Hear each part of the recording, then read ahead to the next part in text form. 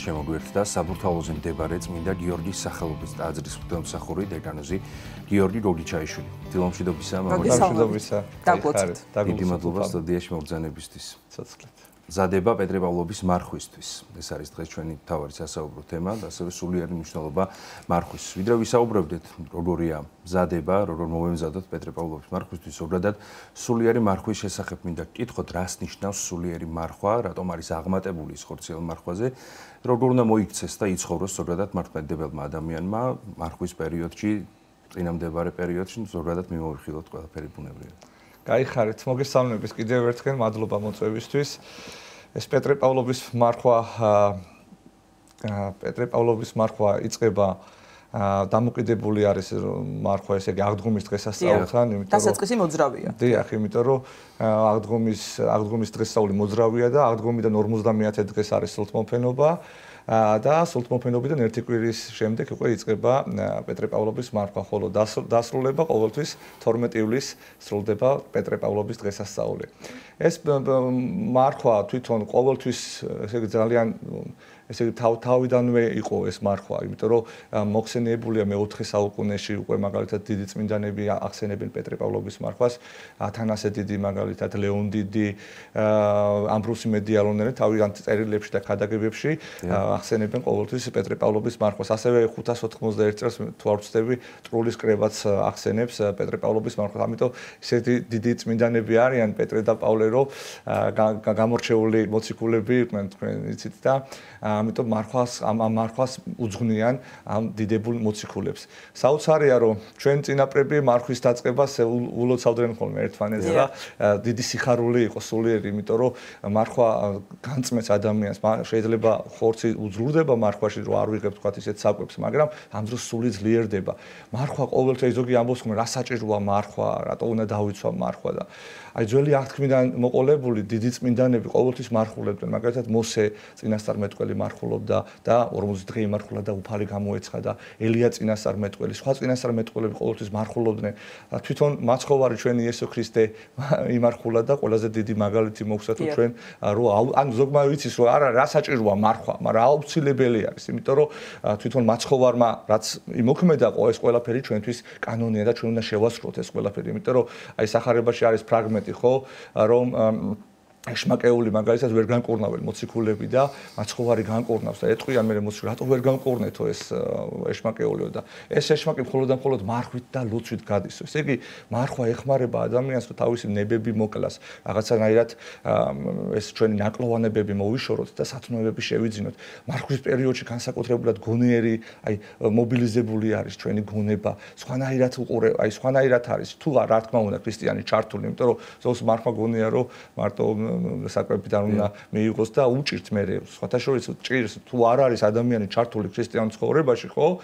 მარხვა უჭირს მე, იმიტომ რომ დიეტა გამოდის რა ფაქტიურად. ამიტომ მარხვის პერიოდში განსაკუთრებულად აი რატო ულოცავდნენ ჩვენი წინაპრები, ხო? და რატო იყო დიდი სიხარული, რომ რაღაცა მარხვის თელი არც არის თავშეკავება და აი ეს პერიოდი, მარხვის პერიოდი სულ ჩართულები იყვნენ სულიერ ცხოვრებაში. იქ აღსარებას ამბობდნენ, ეზიარებოდნენ ქრისტესის და ხორცს. იქ კითხულობდნენ წმინდათა მამათან ქადაგებებს, სახარებას კითხულობდა და აი რაღაცა ჩართული იყო ის იყო რა, როგორ ვთქვა, ამ სოფლიურ სიამოვნებებს, ესე იგი, კლავდნენ და მოკლებული ჰქონდათ. ამიტომ უხაროდნენ, ჩვენ პირიქითა ვარ, ჩვენ იწყება მარხვა, რაღაცა ვიწყებთ, ვაიმე, ხა რა უნდა ვჭამო, როგორ იქნება ეს ისა და არა და ეს მარხვაც ყველაზე მსუბუქი მარხვა, იმიტომ რომ თევზით ხსნელი არის 4 პარასკევის გარდა. ამიტომ აი მარხვა აუცილებელი არის ყველა ქრისტიანმა უნდა დაიცვას.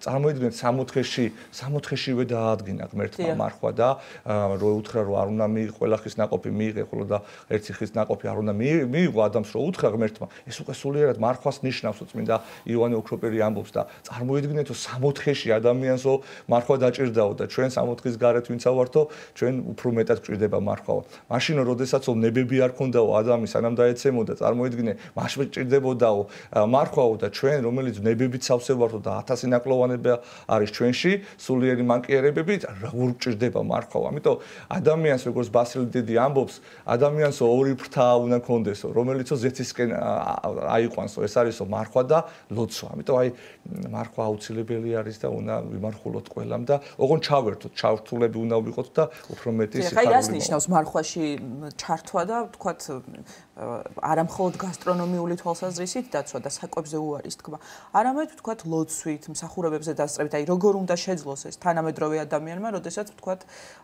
რაღაცნაირად სულ ტემპზე არის წუწუნი და დაჩქარებულ დროზე და იმას რომ ადამიანები ვერ ასწრებენ, თქვათ სამსახური არის რაღაც 1000 ვალდებულებაა და უჭირთ თქვათ ამ ყველაფრის შეთავსება თავართან მოდით ასე ვთქვათ, რაც თავარია ხო ჩვენ ვიცით და რატომღაც მეორე ხოვნად მიაჩნიათ.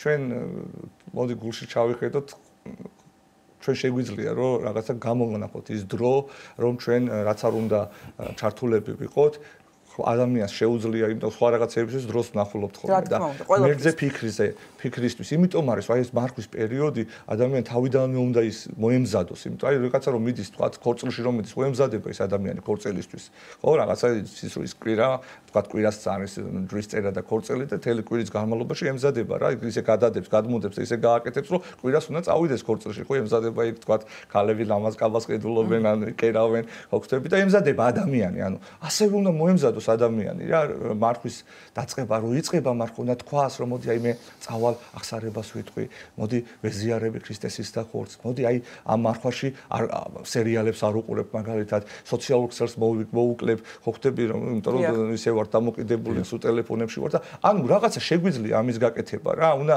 გააკეთოს ადამიანმა აი ზოგს გონია რომ მარტო კვება არის და კვება არ არის მაგრამ და ერთ-ერთ დიდი წმინდანი ისე კარგად ლაპარაკობს ამბობს მარხვასთან დაკავშირებით წმინდა ტიხონი ესეთი სიტყვები აქვს ესეთი ქადაგება აქვს მარხვასთან დაკავშირებით ნახეთ როგორი არის ჭეშმარიტი მარხვა ჭეშმარიტი და სწორი მარხვა ყოველივე ბოროტებისაგან თავშეკავება ქრისტიანო თუ გინდა რომ მარხვამ სარგებელი მოგიტანოს მაშინ ხორციელ მარხვასთან ერთად სულიერადაც იმარხულე და იმარხულე ყოველთვის ანუ ეს არა მხოლოდ მარხვაში ხო იმიტომ რომ ისედაც ისე უნდა ვიყოთ ხო რა რაღაცნაირად მარხვაში და რაღაც ისე ვარ თავშეკავებულები და დამთავრდება და მე რაღაცნაირად თითქოს არაფერი არა ჩვენ ყოველთვის აი სულიერ მარხვაში ყოველთვის უნდა ვიყოთ როგორც ჩვენ მუცელს ადებ მარხვას ასევე დაადე ბოროტ აზრებსა და ახირებებს იმარხულოს შენმა გონებამ ამაო აზრებისაგან იმარხულოს მეხსიერებამ ძვირის მომხსენებლობისაგან იმარხულოს შენმა ნებამ ბოროტის მოსურნეობისაგან იმარხულოს შენმა თვალებმა ცუდი სანახავებისაგან როგორც ფსალმოში წერია მოაქციენ თვალნი ჩემნი რაით არა იხილონ ამოებაი იმარხულოს შენმა ყურებმა ბილწი სიმღერებისა და ცილისწამებელი ჩურჩულისაგან იმარხულოს შენმა ენამ ცილისწამებისაგან განკითხვისაგან კრეხელობისაგან სიცრუისაგან ლიქვნელობისაგან ბილწსიტყვაობისაგან და ყოველგვარი უქმი და არაჯანსაღი სიტყვისაგან იმარხულოს შენმა ხელებმა ცემისა და სხვისი საკუთრების ტაცებისაგან იმარხულოს შენმა ფეხებმა ბოროტ საქმეზე სიარულისაგან აი ქრისტიანული მარხვა რომელსაც ღმერთი ჩვენგან ითხოვს შეინანე თავი შეიკავე ყოველგვარი ბოროტის სიტყვის საქმისა და აზრებისაგან ისწავე ყოველგვარი სათნოება და ღვთის წინაშე ყოველთვის მარხვაში იქნები აი ესაა ჭეშმარიტი მარხვა რომ აი მარტო ყვება კი არა აი ყველაფერში უნდა ჩაერთოს ადამიანი მთელი აი როგორც ვთქვათ ყველანაირად ყური თვალით გონებით აი ეს არის აბა რა გამოდის ადამიანი შეიძლება საერთოდ არაფერი არ შეჭამოს და მეზობელი შეჭამოს იქ და ან რაღაცა ხვდები განკითხვაშია ჭორაობაშია ეს ყველაფერი ფუჭი ხდება თამაში ხდება რაღაცნაირად არ არის ეს ჯანსაღი არ არის ამიტომ არის რომ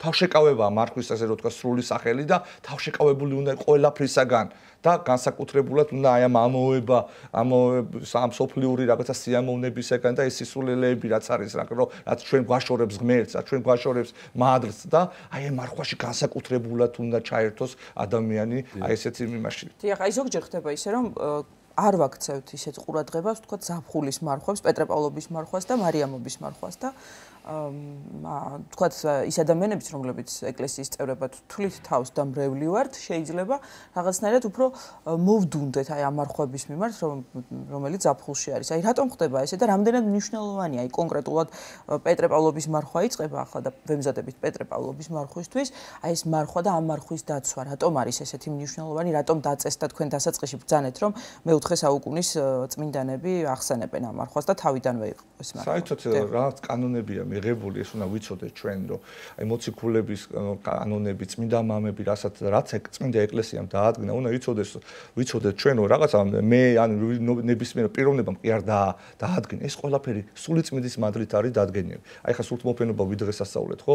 ანუ ეკლესიის დაბადება მოხდა, აი გარდამოვიდა სული წმინდა, მაშინ დაარსდა წმინდა ეკლესია. ამიტომ ღმერთი არის ამ ყველაფრის დამდგენელი. ამიტომ ღმერთი რასაც გიდგენს, ის შენთვის სასარგებლოა, შენი სულისთვის და შენი გადარჩენისათვის. ამიტომ შენ რო ამას უგულებელს ხობ, ხო? უყეა ეს ცოდვა და რაღაცა ისე მკრეხელობა, იმიტომ რომ შენ გადაწყვიტო ეხლა როდის იმართულო და როდის არ იმართულო, ეს არ არის.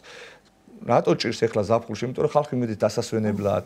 იქ ხვდებით სულ რაღაცა გართობა, ის არის და ზავრობასთან კიდე დაკავშირებით და ასე შემდეგ უჭირთ ეს სიტუაცია, იმიტომ სულ რაღაცა დროს ტარება და სულ ისე გართობა არის და მარხვაში კიდე პირიქით უნდა მოხდეს, ხო? რაღაცა თავშეკავებული უნდა იყოს ქრისტიანი. ამიტომ რაღაცნაირად უნდა ჩვენ აი ეს უნდა გქონდეს ეს შიში ღვთისა, რომ აი წარმოიდგინეთ, უნდა გავიხსენოთ, რომ ადამიანმა დაარღვია მარხვის დარღვევა იყო ის და სიკვდილი მიიღო. დაარღვია მარხვა და 60 დაკარგა. ხვდებით? როგორც ამამა დააკარგა 60 მარხვის დარღვევით, ჩვენ მარხვის დაცვით უნდა დავებრუნოთ 60.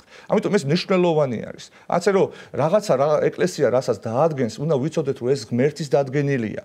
შენი შემოქმედი, შენი სიცოცხლის მან დაგიდგინა და ის უნდა შევასრულოთ. ბეშიასრულებ, თქვა რაღაცა მოხდა, ამაზე ის კი არ თქვა, რომ აი რა ვქნა და არ შემიძლია და ეხლა ეს არა, ეს კრეხელობა, არამედ სინანული გამოხატე ამაზე, რომ ღმერთო მაპატი, ნახე რა ცოდვილება, ნახე როგორ ვერ შევძელი.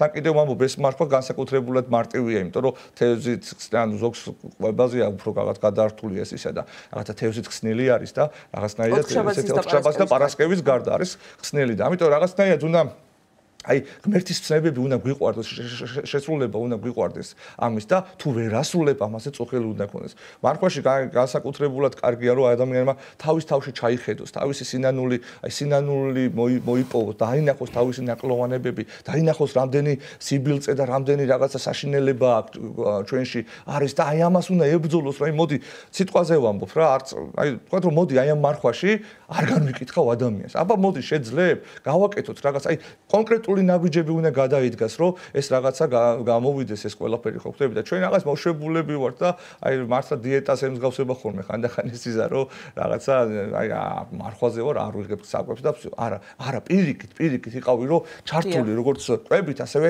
თელესულერად წავიკითხეთ წეღან. დიახ, აი თქვენ ახსენეთ ჩვენი ტელეფონზე დამოკიდებულება, სოციალური ქსელი, დროსა და გარემოს რამდენად დიდი მნიშვნელობა აქვს მამაჯეროთ, რამდენად შეიძლება რომ ეს გახდეს ხელის შემშლელი, აი ამ გზაზე სულიერი მარხვის დაცვის გზაზე ჩვენს ძალიან ბევრი სასტურია დღეს და აი განსაკუთრებულად ეს სოციალური ქსელი ძალიან კარგია კაცო ვიყენებთ ამას და გამოვიყენოთ რაც კარგია, მაგრამ ისეთი მიჯაჭვულობა იცის ამან, ისეთი მიჯაჭვულობა რომ შეიძლება დრო ისე გავიდეს დილიდან საღამომდე შეიძლება დაიჯდეს. ბავშვები განსაკუთრებულად ყველა სკოლშვილები და ყველა ამ პრობლემის წინაშე დგავართ. ანუ ფაქტურად ვერ შორდება და ამაში რო ხარ ჩართული და ეხლა 3 და 4 საათი რო ტელეფონში ხარ, ხო? რასაც არ უნდა უყურებდე იქა და რასაც არ უნდა ისმენდე, გამორიცხულია მე გამოხვიდე და შენ რაღაც ლოცვა წაიკითხო. ყველა ვარიანტში რაღაცა გონება გაფანტული გაქვს უკვე და აი დაფრინავ ასე რო თქვა. ანუ ვერ ამიტომ არის აი გარემოსაც ძალიან დიდი მნიშვნელობა აქვს. უნდა შევცვალოთ ეს ყველაფერი. რაღაცა დაუვდოთ ჩვენ თავს რა, რომ აი მოდი არ გავაკეთებ ამას ეხლა. აი მარხვაში მოდი იქნებ შევძლო რომ არ გავაკეთო და თქვა თუ ზიხარ 3 საათი ეხლა დაიჭრი 1 საათი სიტყვაზე ვამბობ ხო მე აი ფილმების ყურება ეს ყველაფერი ხო თან ყველა ფილმში რაღაცა გარყვნილება რაღაცა ეს მე მოქმედებს და გონებაში ილექება ეს ყველაფერი და მე პრობლემები ანუ ვეღარ цаრიელი ხდები ამიტომ კიდევ ვამბობ ძალიან კარგი არის მარხვაში რომ აი წავიკითხოთ სახარება მაგალითად გავყო განმარტებებით რა რომ წმინდა მამების განმარტებებით და წაიკითხო სახარება 60 ქულო ნახეთ მოციქულები როგორ ცხოვრობდნენ აი პეტრე პავლობის მარხვა ხო აი წაიკითხე პავლე მოციქულის ეპისტოლეები პეტრე მოციქულის რა საოცრება არის აი როგორი რა ხალხი იყვნენ როგორი სიყვარული ჰქონდათ როგორი თავდადებულები იყვნენ რა გააკეთეს ამ ორმა ადამიანმა თელი სამყარო შეცვალეს წარმოიდგინეთ აი როგორი პიროვნებები აი ჩანს ვამბობ ხოლმე რომ მეკითხებიან აი სად ჩანს რომ იესო ქრისტე ღმერთია აი აქ ჩანს აი რომ ამ ხალხმა წარმოიდგინე ერთი რომელიც ქალის ეშინოდა შეეშინა და უარყოს ამ გზის მეორე რომელიც დევნელი იყო ამ ორმა ადამიანმა თელი სამყარო ქრისტიანობაზე შეცვალეს თელი კაცობრიობა და აი 2000 წელზე მეტია რომ უკვე ჩვენ ჭეშმარიტ ღმერთს ქრისტეს ვადიდებთ. ამიტომ აი ჩავერთოთ აი ამაში და დამიჯერეთ ამაზე ტკბილი არაფერი არ არის. დიახ და პეტრე პავლოვის დღესასწაულით გვირგვინდება სწორედ ეს მარხვა ახლა რომლისთვისაც ვემზადებით თქვენ წმინდა პეტრესა და წმინდა პავლეს ცხოვრებაზე საუბრობდით და მათ გამორჩეულობაზე და ამიტომაც ალბათ არიან დადგენილნი თავმოციქულებად ხომ არის ხომ ესეთი შეკითხვა რომ რატომ გამოირჩია ისინი სწორედ წმინდა პეტრე და წმინდა პავლე უფალმა და რატომ დაადგინა თავმოციქულებად და რატომ თქვათ პეტრე პავლობას ესე ცალკე დღესასწაულობთ ხომ შემდგომ მეორე დღეს ვიცით რომ 12 მოციქულის ხსენების დღე არის 13 ივლისი და იმიტომ რომ გამორჩეული ხალხი იყვნენ გამორჩეულად უყვარდათ ღმერთი და 8 წლის მიხედვით იყო ეს რაღაცა ის კი არა რომელიმე მოციქული აი თქვათ მაგალითად კათოლიკები ამბობენ რომ აი პეტრე მოციქული იყო ყველაზე უფროსი და ის იყო არა ესე არ იყო ყველა მოციქული თანაბარ პატივში იყო არავინ არ იყო დიდზე აი საქმე მოციქულთაში წერია რომ როდესაც რაღაცას წვიტავდნენ ხო ერთად წვიტავდნენ იქ არ უთქვია რომ პეტრემ გადაწყვიტა მარტო იქ ჩვენ ყველა ერთად კრებსითი იყო აი კრებსითი ეს ძალიან მნიშვნელოვანია ამიტომ ყველა ერთნაირი იყო უბრალოდ ამ ხალხს ჰქონდა გამორჩეული ღვაწლი ჰქონდათ ხა წარმოიდგინეთ პავლე მოციქულის ცხოვრება გამორჩეული იყო და ამიტომ ეკლესიამ გამოარჩია ეს იმიტომ კი არა კიდევ ამბობ რომ თქვა ანდრია მოციქული ნაკლები იყო ან იოანე ღვთისმეტყველი ხა პირდაპირ წერია ხო რომ ყველაზე მეტად უყვარდა იოანე ღვთისმეტყველი ხო სიყვარულის მომწყარი ხა იმას ხო არ ნიშნავს ხა პეტრეს არ უყვარდა რა თქმა უნდა მას უყვარდა ყველა უყვარდა მაგრამ იქ იყო ყველას თავისი თვისებები ჰქონდა გამორჩეული იყოს ზოგი სხვა აი ისეთი იყო აი მოსიყვარული ისეთი სიყვარული ჰქონდა იოანეს ხო ხვდები პეტრე რაღაცა მოშურნე იყო რაღაც კლდესავი ხო კლდე უწოდა რომ სარწმუნოება ჰქონდა ისეთი და უყვარდა და მართლა იქ რო ამბობს რომ მე შენთან ერთად მოვკვდები ნამდვილად ამბობდა ამას უბრალოდ ღმერთმა დაუშვა ეს განსასწრელი რომ დაენახა რომ ღმერთის გარეშე ადამიანი არაფერი არ არის პავლე მოციქული ნახეთ როგორი მდევნელი იყო ქრისტიანებისა და თან იქ წერია რომ პავლე მოციქული როგორც სხვა იუდეველები და მღვდელმთავრები რომ იცოდნენ რომ ქრისტე იყო და მაინც რომ რაღაცნაირად აი თავიანთი ამპარტავნობით და შურით და ბოღმით რომ უნდათ მოკლა პავლე ეგსი არ იყო პავლეს ეჯერა რომ ის გულწრფელად აკეთებდა ამას რომ ჭეშმარიტი ღმერთის თაყვანისმცემელი ვიყავი ამბობს და მე თელი სულისკვეთებით უნდოდა რომ ეგონა რომ ეს სექტა იყო რა შეცდომაში იყო და შემდეგ ნახეთ როგორი ფერიცვალება მოხდა შემდეგ ნახეთ როგორი თავი დადო ქრისტეს გამო და მოკვდა და ნუ რა ვიცი რა მისი ცხოვრებას ამიტომ ამბობდნენ წავიკითხოთ ეს და მე აღიძრება ადამიანი რა გინდა რომ მიბაძო შენს რაღაცა ყოფილი პავლეს გვეუბნება რომ მობაძავ ჩემ და იყავით ანუ მომბაძეთ მე უნდა მივბაძოთ ჩვენ ამ წმინდანებს იმიტომ რომ ჩვენ შეგვიძლია ეს გავაკეთოთ რა ზოგს გონია რომ ის პავლე იყო ის პეტრე იყო ადამიანები იყვნენ ისინი და თავიანთი მოშორნეობით და თავიანთი აი მადლის მოხვეჭით აკეთებდნენ ამ ყველაფერს. ამიტომ ჩვენ შეგვიძლია რომ დავემსგავსოთ წმინდა მოციქულებს. აი მამარ გიორგი დაახლოებით თქვენ უკვე შეეხეთ და ისაუბრეთ მარხვის შემდგომ პერიოდზე, თუმცა მაინც მინდა კონკრეტულად განვიხილოთ, მოვისმინოთ თქვენი განმარტება სიამოვნებით, რომ აი როგორ უნდა გააგრძელდეს უკვე მარხვის შემდგომ პერიოდში მართლმადიდებელი ქრისტიანების ცხოვრება, რა უნდა გავითვალისწინოთ, თითოეული ნაბიჯი როგორი უნდა იყოს ჩვენი რომ მივემსგავსოთ ქრისტეს. ძალიან მნიშვნელოვანია ეგ პერიოდი რა, იმიტომ რომ როგორ ვიყოთ მარხვის ქრისტიანები. ხო, აი რაღაცა როგორ იცი რომ რაღაცა მოღვაწეობა, რაღაცას მოიკრიფა, მადლს მიიღებ და შეიძლება მეორე დღეს უკვე დააკარგოთ. რაღაცა ეშვება ზოგი მიდის და რაღაცა ბრუშობს, ლოთაობს. ნუ რავი 1000 რაღაცას აკეთებს. თითქოს რაღაცა მარხვაშია, მარტო ღმერთი და თან მეორეც არის კიდე რომ აი ზოგი მარტო მარხვაში დადის ეკლესიაში. მარხვა მოვიდა და მოვა აღსარებად, მე მარხვის შემდეგ დაიკარგება არ არის ეს. ზუსტად დროს ელოდება ხო, რაღაც თითქოს გონია რომ ამ მარხვის პერიოდში არის ღმერთი ყურადღებით. დანარჩენ დღე არა. ჩვენ კიდევ ამ ვაი რაც წმინდა მამამ წერან წავიკითხეთ რომ ჩვენ ეს ჩვენში უნდა იყოს. ეს სულიერად ყოველთვის უნდა მარხულობდეს ჩვენ. ყოველთვის უნდა მარხულობდეს. არასდროს განკითხო ეხა მარხვაში სწოდვაა და გამარხვის დასრულების შემდეგაც, ხო? ბრუშობა მარხვაში სწოდვაა. ანუ ჩვენ უნდა ვეცადოთ რომ ეს გზა გავაგრძელოთ და თან კიდევ ამბობ რომ რაღაცას რომ 8 წელს იმარხულებ, თქვა ილოცებ, აღსარებას ამბობ ეზიარები და რაღაცა მოიკრებ ამ მადლს გოგდები და რაღაცა 8 წელში ხარ, ხო? შემდეგ დამთავრდება და შეიძლება წყალში. არ არის ეს. აი მაგალითად ივანე ოქროპირი გვეუბნება რომ როდესაც ეზიარები, ხო? ზიარების შემდეგ ცოტა ხანი ის ყუდროთ იყავიო რა. აი კარგია რომ ცალკე გახვიდა, ცალკე იყო რომ იფიქრო ამაზეო, რომ რაღაცნაირად მე ხო იცი 1000 სასტურია და უცბად რაღაცა არ გაფანტო და ეს არ დაკარგო ეს მადლი. ამიტომ ეს ყურადღება ამაზე მისაქცევი, რომ მარხვის შემდეგ ჩვენ უნდა გავაგრძელოთ ისევ სულიერი ცხოვრება. დიახ, და მარხვაში ზიარება, ვთქვათ, აღსარება, ხო, ნუ ეს თანდევი არის ლოცვა ამის გარეშე, მარხვა დაემსგავსება დიეტას, რა. კიდევ უფრო მეტად უნდა ჩართული იყოს. აი, კიდევ მარხვაში კიდევ უფრო მეტად აი მამების კითხვა, აღსარების თქმა, განწმენდა თავის ცოდვებისა და ზიარება, რაც შეიძლება ხშირად უნდა ვეზიაროთ, რომ აი ეს ძალები მივიღოთ, ძალები ეს ზიარება, ქრისტე ღმერთი შემოდის შენში, წარმოვიდგინე, როგორი ბედნიერება, როგორი სიხარულია და ეშმაკიო, ესე იგი, მამები როგორ ვერ უმზერსო ადამიანს, ნაზიარებ ადამიანს. ოღონდ ვინც ნამდვილად მომზადებული, ვინც ნამდვილად თავდაბალია, ხო, იმიტომ ღმერთი თავდაბლებთან მიდის, ამ პარტნიორთან არ მიდის, ეზიარება ადამიანი და გამოდის მერე და რაღაცა თავის გონია, ხო ხტები, არ არის ესე რა. დავიმდაბლოთ, მივემსგავსოთ აი ამ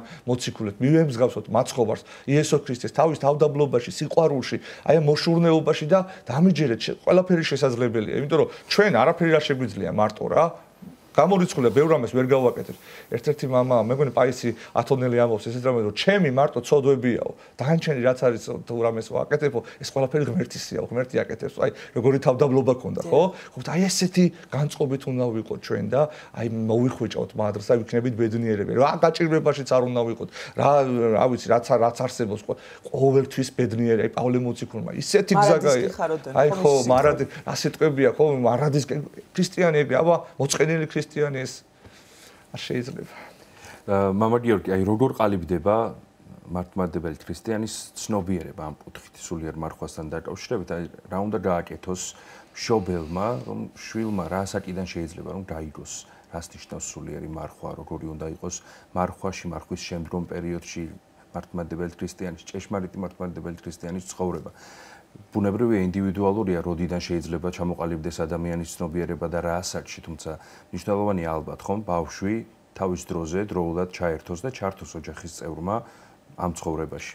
ყველაზე დიდი რაც უნდა მშობელი გააკეთოს, ესაა მაგალითი თვითონ რა, რომ მარხულობს თვითონ, გინდა არ გინდა ბავშვი ხედავს ამას, იქ ისეთი სიტუაცია, რომ თქვა უნდა ხედავს ბავშვი და ყველაზე დიდი მაგალითი ეს არის რა, იმიტომ რომ ბაძავს მე უნდა, აი რამდენი ყოფილა პატარა ბავშვები მოსულან 10 წლის, 11 წლის და უცხრა რა მარხვა მინდა დავიწყო ხო და ეუბნები ჯერ ადრია რაღაცა მოდი რაღაცა ისქნათ, აი ხო ხტები, მაგრამ ისე ეკლესია ვასწავლია, მამ ინდივიდუალურია ეს, მაგრამ აი 13-14 წლიდან უკვე უნდა დაიწყო, შეუძლია რომ იმარხულოთ, მაგრამ ეს კიდევ ზოგი პატარა ხო, არის რომ შეიძლება 13 წლის მომამაც ვერ იმარხულოს ახლა რაღაც ისე ხო ხტები, ამიტომ ესე არ არის ეს ინდივიდუალური და კიდევ ყველაზე დიდი სწავლება, რასაც ჩვენ შვილებს მივცემთ მარხვასთან დაკავშირებით, ეს ჩვენი მაგალითი, რომ დაგინახავს რომ სახში ახლა მარტო ყვებით კი არა, ისედაც რომ ჩართული ხარ, კითხულობ იქ ბავშვებთან ერთად კარგია რომ წაიკითხო, წაუკითხო მამები, წაუკითხო სახარების განმარტება, იქ შენ თვითონ რაღაცა ისე ბავშვებმა ისე გასაგებად რომ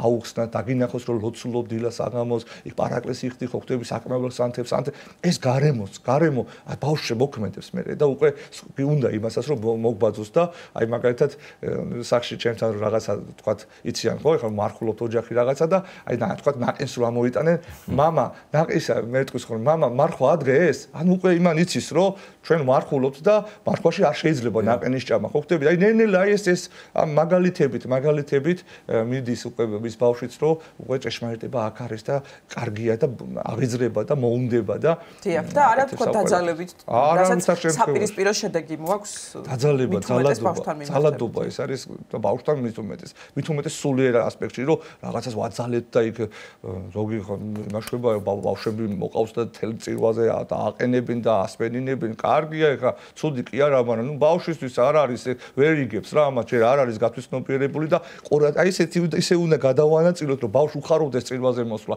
ბავშვი უხაროვდეს ზიარება ბავშვი უხაროვდეს ეკლესიაში წამოსვლა ხო ხტები და არა ის რომ აუ ეხლა იქ 2 საათი უნდა ვიდგე არც არ ხო ხტები რასო ანუ ისე უნდა გავაკეთოთ რომ ბავშვებზე რაღაც არ ვიძალადოთ სულიერად პირიქით თავისუფლება მივცეთ და ყველაზე დიდი სწავლა არის შენი მაგალითად შენ გიყურე შენ იყავი კარგი ქრისტიანი და აუცილებლად შენი შვილის კაი ქრისტიანი გახდება დიახ და აი მამა გიორგი ურშაბათიდან ვიწყებთ უკვე პეტრე-პავლოვის მარხვას და რაღაცნაირად ჩვენი საუბარი რომ შევაჯამოთ ეს კვირა არის ხსნილი ხო მოთხშაბათი და პარასკევი ანუ გუშინ ხსნილი იყო და პარასკევს ანუ ხვალინდელი დღეც არის სრულიად ხსნილი ხო ყოვლითურთ ხსნილი როგორც კალენდარში წერია ხო წმინდა მამებმა ნუგეში მოგცეს რომ აი მარხვა იწყება და აი მცირე ნუგეში არის რომ თელიკვილის განმავლობაში ხსნილია თან სულთმოფენობის დღესასწაულია თელიკვილის განმავლობაში ამას დღესასწაულობთ და ხორციელათაც ნუ გეშიგვაგროთ ელი კვირის განმავლობაში მსგავს სიახსნელია და ორშაბათიდან უკვე შეუდგებით წმინდა მარხვას. შეგვიძლია რომ მიულოცოთ ერთმანეთს. ნამდვილად, ოღონ მილოცვა ის არის რომ ჩავერთოთ ჩვენს და ჩვენს ჭეშმარიტი მართლები. კიდევ ერთი ის რომ თქვენ განკითხვა რამდენჯერმე ახსენეთ დღევანდელი გადაცემის საუბრის განმავლობაში და არა მარხველი ნუ განიკითხავს მარხველს და მარხველი რა თქმა უნდა. არა მარხველს. აბა რა გამოდის ესე ეხლა მე ნამხილა ამ პარტაუნებაა წარმოიდგინე რომ მე მარხულობ და შენ არ მარხულობ და ამიტომ რაღაცა შენ ზევიდან გიყორო და გაგიკითხე. ნუ წყალში იყრება, მაგას ჯობია ჭამო ხორცი და არ განიკითხო. ძალიან დიდი მადლობა მობრძანებისთვის, საინტერესო საუბრისთვის, საგამშვიდობო. მადლობა თქვენ მოწვევისთვის. საბურთალოზე მდებარე წმინდა გიორგის სახელობის ტაძრის მღვდელმსახური დეკანოზი გიორგი გოგიჩაიშვილი იყო ჩვენი სტუდიის სტუმარი.